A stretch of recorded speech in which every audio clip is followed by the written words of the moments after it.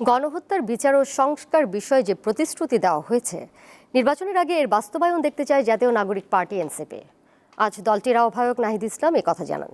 দেশে নারীর ওপর সহিংসতা ও ইফটিজিং এর ঘটনায় জড়িতদের দ্রুত আইনের আওতায় আনার দাবি তুলে ধরেন তিনি।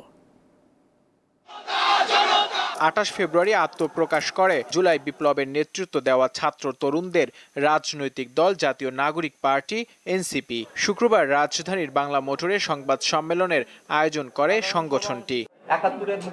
এতে এনসিপির কেন্দ্রীয় নেতারা বক্তব্য রাখেন। উঠে আসে সম্প্রতি বসুন্ধরায় ছাত্রদের মধ্যে ঘটে যাওয়া অপ্রীতিকর বিষয়টি। আহমেদ শাকিল যিনি আছেন, তিনি সেই জায়গায় ইচ্ছাকৃতভাবে এই বিব্রতকর এবং অস্বস্তিকর পরিস্থিতিটা তৈরি করেছেন। তো এই ক্ষেত্রে অবশ্যই যেহেতু তিনি কেন্দ্রীয় পোস্টের, তার বিরুদ্ধে ছাত্রদলের অবশ্যই একদম সবকিছু তদন্ত করে সুষ্ঠু যেন বায়াসটা হয়, তার বিরুদ্ধে এই সাংগঠনিক ব্যবস্থাটি নেওয়া উচিত। দলটির আহ্বায়ক জুলাই গণ অভ্যুত্থান ও আগামী জাতীয় নির্বাচন সহ চলমান বিভিন্ন বিষয়ে কথা বলেন। নির্বাচনের জন্য নাগরিক পার্টি তার মানসিকতা এবং প্রস্তুতি রয়েছে। গণ অভ্যুত্থানে মানুষ যে পরিবর্তনের আকাঙ্ক্ষা থেকে এসেছিল, ন্যায় বিচারের আকাঙ্ক্ষা থেকে এসেছিল, সেই দুইটা জায়গা তো মানুষকে দিতে হবে, পূরণ করতে হবে। তার আগে আমরা কিভাবে নির্বাচনের দিকে আমরা যাব।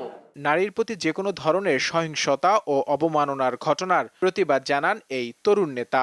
অন্তর্বর্তীকালীন সরকারের প্রতি আহ্বান জানাচ্ছি, জনপরিসরে যাতে নারীর নিরাপত্তা নিশ্চিত করা হয়, সেজন্য সরকার যাতে কঠোর অবস্থান গ্রহণ করে, নারী নিপীড়নকারীদের যাতে দ্রুত সময়ের মধ্যে যথাযথ বিচারের আওতায় আনা হয়।